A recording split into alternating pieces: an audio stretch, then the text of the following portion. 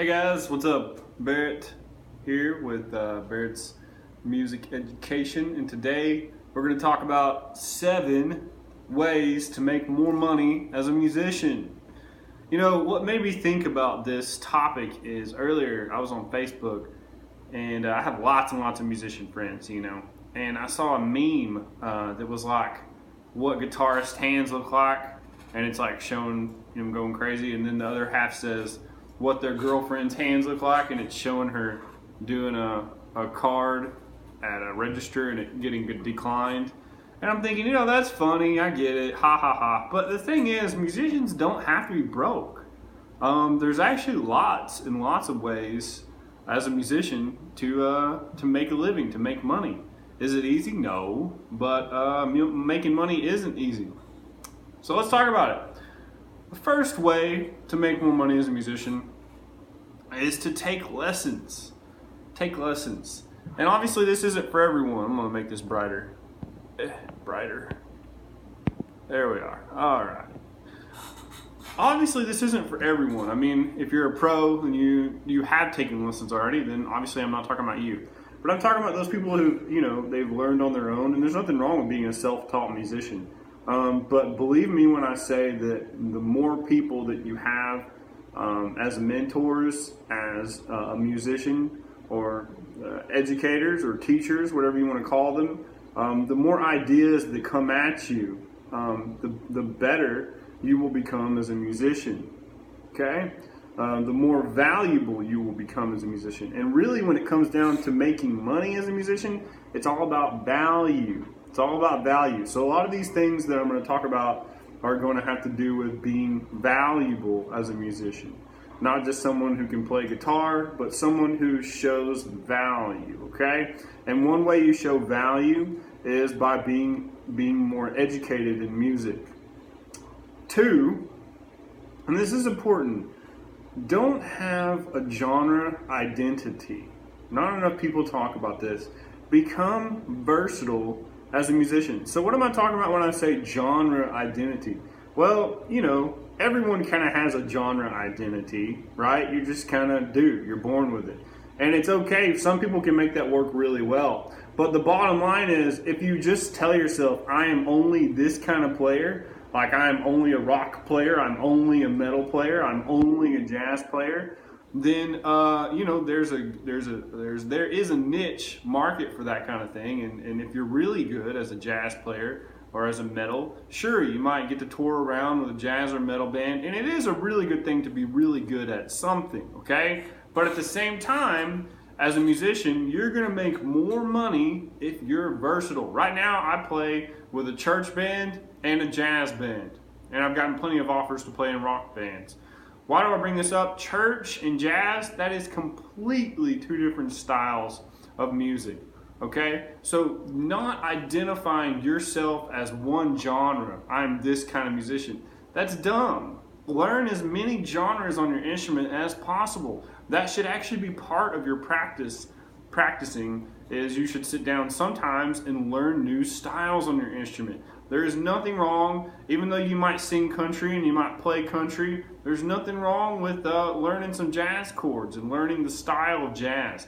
That goes back to number 1, taking lessons. Teachers will often, by the time you get to the upper intermediate levels, that's really all we have left to do is talk more about more advanced theory applications and also different styles. 3, okay? Audition, audition, audition, okay? If you want to make more money as a musician, then you gotta go for it, man. You gotta audition lots and lots and lots. So the best advice I have is go online on Craigslist, right? There's a musician tab for whatever your state is, okay? You go to your state on Craigslist in your city, and there's gonna be a musicians tag under community. And you go in there, and guess what? There's going to be lots and lots of people looking for whatever you are, guitarist, bassist, drummer, keyboardist. If it's a bigger city, you'll have more opportunities. If it's a smaller city, not as many. But that's just how it is.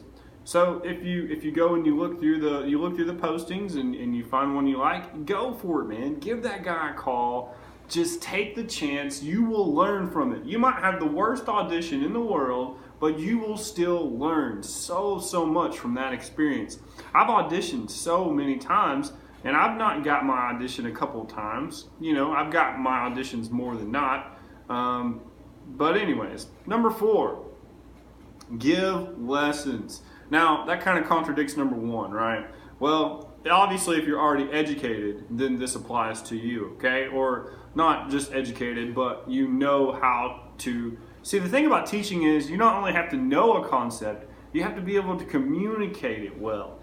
Some teachers think that they just need to say, all right, this is a G chord. You're looking at it, you see how it goes? All right, now this is a D chord.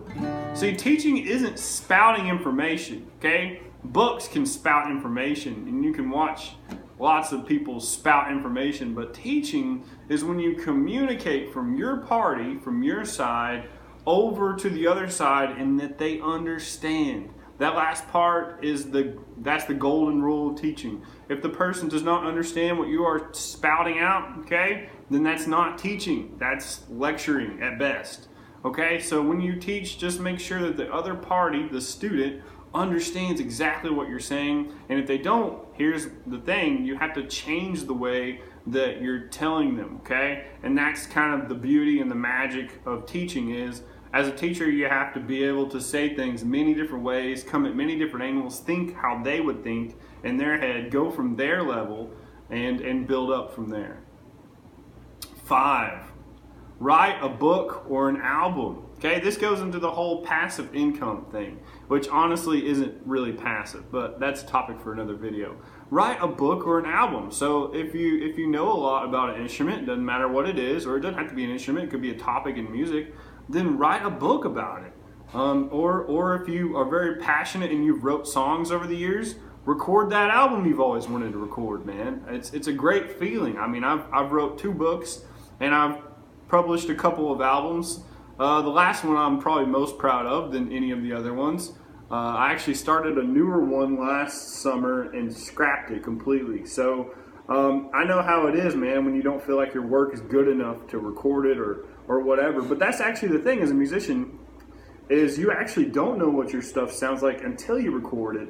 And that's always the double-edged sword when you're listening back to the thing you created and you're like, do I really like this? Because it actually sounds different from that different perspective. 6, and some of you might disagree with this one, learn about music theory. It's really this simple. More than half the musician base doesn't understand music theory.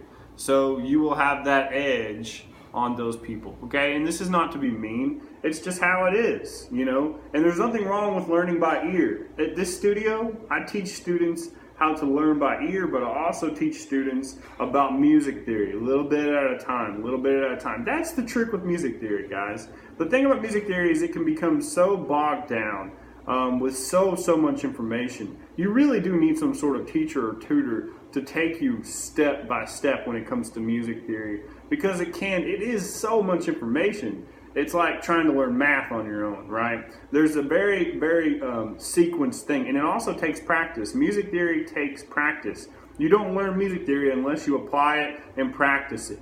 Okay, so learning about music theory is going to make you more valuable, which is going to make you more money as a musician.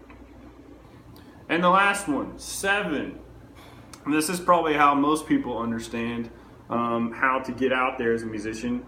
Just sit in, man. If you go to a lot of shows and you're a musician, when they're on a break, because what musicians do is they'll play a set and they'll usually have a break, and then they'll play another set. On their break, when they're drinking their beer or whatever, when they're feeling good, that's when you want to go talk to them.